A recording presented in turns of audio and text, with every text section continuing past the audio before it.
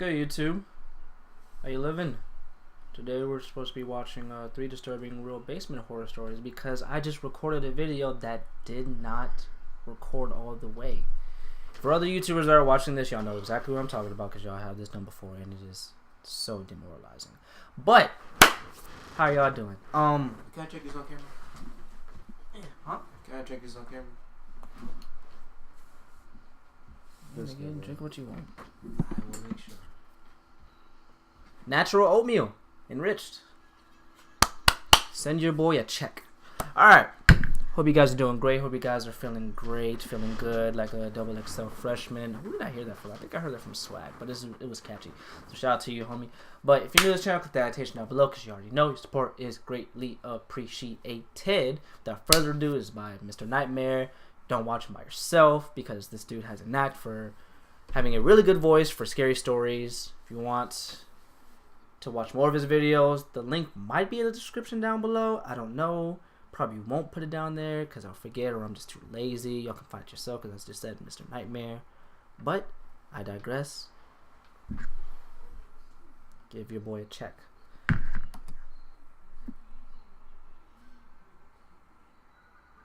Come on, white people. Anonymous. Why don't you say your name, Kevin? You dummy. Now they're gonna come for you and kill you. When my grandparents passed away, Grandparents. instead of my parents selling our house, they let me live in it instead since I was of moving out age anyway. I just had to pay the taxes and monthly expenses. At first, I really enjoyed living alone, given that I could have whoever I wanted over whenever I wanted. But it quickly got lonely being alone, so I got myself a 2-year-old German Shepherd dog named Rocky. He was named after Rocky Balboa. Rocky's a very calm and gentle German Shepherd. He hardly ever barks, only when he feels threatened or if he's playing with another dog. I bought him a doggy bed the day after I adopted him and put it next to my bed. After I got Rocky, I always left the bedroom door open so that he could go get water at night if he were thirsty. One night, soon after I adopted Rocky, I woke up to his barking coming from outside my room and down the hallway. I dizzily got out of bed to check what the hell he was barking at. I rubbed my eyes as I walked down the hallway, and when I opened them, I saw Rocky maniacally barking and clawing at the basement door. I didn't know what to do. Usually I'd call my dad to deal with something like this, but now it was on me, and I was terrified. I had to ask myself if I wanted Rocky to go down there with me, and I quickly realized there was no chance of me going down there alone. I opened the door ever so lightly, but it was enough for Rocky to push it open with his nose and run down the stairs. I flipped on the lights and followed close behind. Rocky was silent now, which I found a bit concerning. I looked around for him, calling his name, and then I saw him standing still, with his tail between his legs, looking up at something in an opposite corner of the room that was blocked by a wall. He's scared. Rocky looked at me, and his tail slightly raised as I approached him. I could now see what he was looking at. It was a closet door.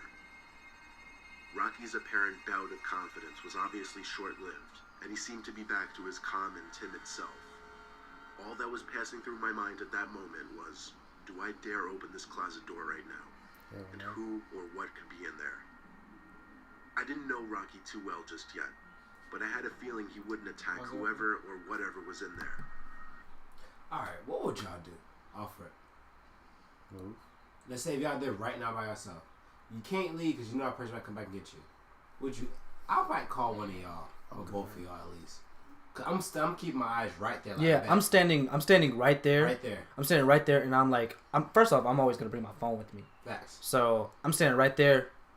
Hey yo, you might want to come through. If y'all say no, bro, I'm calling the police. I don't care. I'm sorry. If I hear your voice like, bro, come through. All right, I know it's important, so I'm gonna come through with either. I'm like, hey, Danny, say yes or no. Then you call, bring somebody. Yes. Say no more. That's all I gotta do. I love y'all, bro, but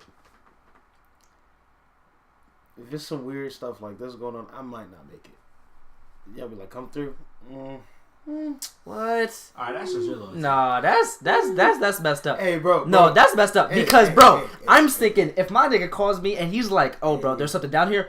Oh, bet. I'm driving off red. Bro, I'm automatically Bro, thinking that's I a don't mess with 2-on-1 that situation. Bro, I'm I beating don't the know. hell out of I'm somebody. calling my niggas and their Bro, niggas I coming too. don't Boop, boop, mess boop, with boop, boop, those. boop. Hey, Bro, I'm telling you, if you ever try to scare me, if there's some intruder, I'm not letting you out of the house. I'm making sure something is broken so that you know never to come. Bro, I'm breaking several limbs. I don't care. I don't care if you're unconscious, bro. I'm breaking your arm. I'm doing you're something. saying- Did he say he supposed to be like the? He said he Time out, supposed to be time like out, the realest nigga. time out, Yeah. Time out. I'm breaking You more didn't than even one say. limb. You said if it's something like a ghost, yes, I'm not coming. If it's a nigga, all right, bro, I don't That's care. what we're saying. If it's Oh, let's say Yeah. that, nigga. Don't say it, nigga. Yeah, Say like this is a real horror story. There ain't no bro, ghost I'm going telling you, on. bro. If it's a spirit or something, bro, you're on your If own. it's- No, because I I can't fight a spirit. I will call the church right now, bro. I will call y'all and be like, "Hey, bro, can I need you?" Jesus. Hey, no. I'd be like, "Hey, bro, look, I need you to come over, but don't get out of your car. Just have the car door unlocked, and I'm finna bolt out of here." Watch the dog. And I'm staying. Open up the back door. If you The don't dog come was- in the next after behind me, I can get a new dog. I'm sorry, but this is flight or fight, and I'm running. I'm leaving everybody if behind. that nigga don't follow me, Bro, he's not a real one if he's not following. He's not a real one, and that's real. I'm still not sure whether I made the right move or not, but instead of opening that closet door, I took Rocky by the collar and walked with him back upstairs. The basement until we got to the stairs. I shut the basement door and then dragged him back to my bedroom and shut the bedroom door. Then I Probably. went to the kitchen to call my dad. I had to call 3 times before he finally picked up in a groggy voice. I explained the situation and asked him what I should do. He said I should go back down there with a huge knife or some kind of weapon and see what's in the closet. gun. I told him I was too scared to. And somewhere deeper into that conversation with my dad, I realized the basement door was open. I put the phone down for a second to listen to what I thought were footsteps. And I was right. Loud and clear were footsteps heading towards the front door. I ran to my bedroom and told my dad. He told me to hang up the phone and call the cops, and so I did. By the time the cops showed up, though, whoever was in the house was obviously gone already. Unfortunately, I left a large amount of cash down there by the bar. All of it was gone. The basement window was wide open, so we found the method of entry pretty quickly.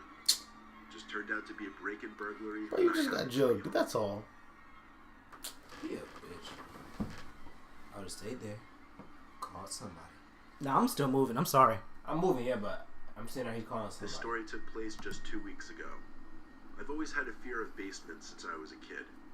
Now that I'm 18, Respect. my fear is obviously subdued a little bit, but I still will glance over my shoulder to any noise I may hear behind me. The fuck addicts. And I might get that slight butterfly in my stomach feeling when I'm alone. Respect. Well, on this cold Friday night, I was home alone. And since our biggest TV is in the basement, You gotta be out with that's the where I hose. usually chill, Yes, I'm especially to cold. play video games. I was playing Fortnite with my friends, some This was crazy recent. popular This was first-person yeah. shooter game. I had headphones in and I was really invested in the game. No. Yet even over the loud sound effects through the headphones, I Nope. knew I heard Nope. something. I don't know if this is me, but I'm a very paranoid person. So if I am in the house by myself, bro, there's no headphones. There's no Bro, game. there, plan. bro, there, yeah, bro. Be real. If I'm at home by myself, bro, I'm normally in the living room. I'm in the living room, or I'm in my room with the door locked, barricaded up in here, listening. The TV is on low. I'm watching TV, but the volume's low, so I can hear everything. Bro, I am paranoid. I don't play that. That's too much. That come from behind me, like a thump. I took off the headphones and examined the back of the basement. Now our basement is huge, but also extremely cluttered and messy. That's If worse. I wanted to actually thoroughly examine what's behind me, I'd have to get up, that's how bad it is. But I didn't feel that were necessary. Yeah, I found it a bit unsettling any time I heard a noise, but I really didn't think it was anything to be concerned about. I tried to continue playing, however I wasn't able to give my full focus anymore, not with part of me constantly thinking about the noise. I took off the headphones and played with them off just because I was feeling extra paranoid and wanted to hear my surroundings. As you should. Shortly after taking off the headset, there was a sudden clank sound, and it had a metallic, echoey ringing to it. I turned off the system now because I was in shock. This was an intentional sound made by someone or something. I walked really, really slowly to the backside of the basement. When I laid eyes on the big metal air vent in the corner, that's when it hit me that was most likely the source of the sound. I got as close as I felt comfortable, then stopped and just looked at the air vent for a second. I got a terrible, painful feeling in my stomach, and I felt like the life was literally being drained out of me. It's that gut when feeling. I saw a hand reach out from the air vent and start waving me over. Then a deep, raspy voice said, "Come here, I need help." At first, I didn't run. I just gradually stepped backwards with my mouth hung open, looking at the vents. The person's hands gripped the vent and started shaking it aggressively, obviously trying to break it open. I screamed, "I'm calling the cops," but the shaking didn't stop. I did what I said. I called the cops and told them to send someone right away. The operator told me to go to a room upstairs with a weapon, lock the door, and hide. I was the most scared I'd ever been in my entire life. Look, I know these guys are professionals, but is it just me or bro? I'd run out the house. Bro, I can't stay in that house. It depends where I'm at. Like I'm out where I live right now. I run to. If it's like out in the woods, then yeah, I wouldn't do that. I'm probably run to Mike's place, something else different. But Yeah. my neighbor, I'm working to a house, but like I'm not getting there by myself. Bro, you'll never see me run as fast See, as I'm than that day. different, though. Like in my crib, we got hidden guns. We got hidden guns. You know what I'm saying? Our chick is hidden. So no me, I like alright, bet. I probably got a gun in the basement somewhere. I'm gonna grab that gun. He don't know where's that. All shaking. Bow, bow, bow. I mean, I know I'm safe. I will have no remorse killing somebody that's trying to rob me. And the pain and fear of the situation only became worse when I heard a door bust open downstairs, and I could hear a maniac screaming at the top of his lungs. I'm not lying when I said he was screaming things like, "Where are you? I'm gonna kill you." I heard him run up the stairs. He probably ran up 2 stairs for every step, because he was up the stairs in like 3 seconds. My heart was in my throat when he tried the doorknob to the door, and started pounding on it so hard I could see the door caving in a little bit. I thought he was actually gonna break the door down. I had to climb out the window or I'd be a goner. I think he heard me though, because the banging stopped. I jumped from the window to the bushes below, and with the right stroke of luck, a cop car pulled up in front of my house. I basically ran into the officer's arms, begging them to go inside and get the man. They told me to wait in the police car, which they locked, while they both went inside the house with their guns drawn. Not even 5 minutes later, the 2 officers came out, and they were holding the man in cuffs. Okay. The man in cuffs took my place in the back seat of the cop car, and from that moment, until the cops drove away, he was giving me the most evil, hate-filled stare you could ever imagine. That stare still haunts me. The whole experience still haunts me. I still hang out in the basement occasionally, but nowhere near as much. I don't know where I live there anymore. Yeah, I can't, bro. I can't do that. That's some scary stuff. What if he gets out? The story I'm about to tell you is a series of blurry memories from when I was a little kid. We were living in our old house. That screams murder. My brother and I always hung out in the basement where our dad has his hockey table, pool table, and video games. We usually played on his Super Nintendo system, but at some point, I don't remember when it started, my brother and I would hear things come from the boiler/laundry room. The first time this happened, though, my brother and I were playing some racing game on Super Nintendo. That was when we both heard it. Side note. This is one of the many reasons why I wish I had a brother. So, if we get robbed, I'm not the only one there. You know what I'm saying? Like, What's that? We beating the ass against. yeah, that's what I'm saying. That's what I want. Yeah, that's what I want to happen, bro. No 1-on-1. I'm not playing fair. Bro, I want somebody, bro, especially if he's older than me. Oh, I'm riding. If he's like, hey, we gonna have to jump. Oh, bet. All right. You hit him with the first. I'm breaking his legs. Look, I'm gonna grab It's done. It's done. The other day. Bro, it's done, bro. It's done. Tell me. So somebody runs right here, and I'm like, bro, we have to fuck this nigga up. Both of y'all are just gonna be like, oh, off rip.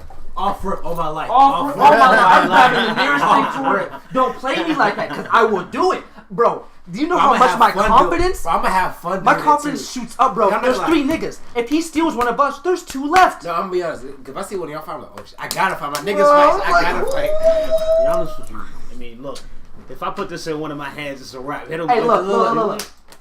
Oh, bro. Look, you don't know, bro. I don't use the switch pad, but I'm gonna put it to good use. Just repeatedly hit him in his face. Got the lip. Just I'm trained. Right. I'm trained. Bro, yo, hey, everybody put on their tongues. curb Everybody put on their tongues. Nigga, stop that guy. stomping. Then I'm gonna go across the Ain't no need. The He door ain't to coming the back. fire slammed shut. We knew that's what the sound was. We both called out Mom, figuring maybe she'd been in there the whole time without us realizing. But the room was dark and empty of I any got people. bounty. When we The realized quicker, this, we both ran upstairs screaming for our parents, leaving everything downstairs still on. Our parents came down to humor what they probably thought was just our dumb childish antics, and nobody was in the laundry room. Moving along probably a few months, I was awake late one night for whatever reason, walking to the kitchen, passing the basement door, and remember hearing the TV downstairs turn on. It was one of those big old box TVs, so it made that distinct clicking sound as it turned on. Yeah. I called Mom, Dad, and my brother's name. No one answered. I went to my parents' room to tell them, and they were both upset with me for waking them. Mm-hmm. My dad went downstairs to turn off the TV, and I remember him telling me it's a glitchy TV. There were a couple other suspicious happenings after that, but I'll move forward all the way to the last occurrence, and honestly the most horrific. It was a few days before we were going to move to our new house. Oh, praise God. Just about everything in the house was already shipped to the new house, but our parents were nice and let us keep the TV and video games downstairs until the last few days. My brother and I were once again playing video games. That's when I felt something hit me in the back of the head. I thought it was my brother at first, but then saw the red ball bouncing on the ground behind the couch we were on. Then the door to the boiler room slowly shut as my brother and I looked at each other with horrified looks on our faces. Once again, we ran upstairs screaming. Our parents once again went downstairs, but when they came back up, they were strangely silent. They told us to go to our rooms and wait there. A while later, a police car showed up, but our parents wouldn't let us out of our rooms. They wouldn't tell us what happened until we finally moved. Apparently my dad tried to open the boiler room door, but something was holding it shut, or perhaps pulling it shut. Even so long ago, I could sense fear in my dad's voice explaining it. I don't believe in ghosts, but to this day, I still don't know what to make of what was going on in that basement. You know what happened? Somebody was living there for free. Somebody was living there for free. Eating up all y'all's good food, watching all y'all's TV, bro. I'm not gonna believe it's a ghost. If it is, that's scary. Like, Jesus needed to be in your lives a little bit more. But somebody was eating up y'all's food, and that's the worst part. That's the scariest thing, when people are living with you, bro. Have y'all seen that one video where a dude has a recorder, and like at the same schedule, like at 4 o'clock in the morning, he'll go open the refrigerator and like look for some food, and then he'll close it and go back to his room. And some lady came down from like the top drawer. Yeah, from like the top drawer. She was living there, but she lived like at the very top to where you couldn't see her. And at night she would go into the vent. Like during the daytime, she would go through the vents and like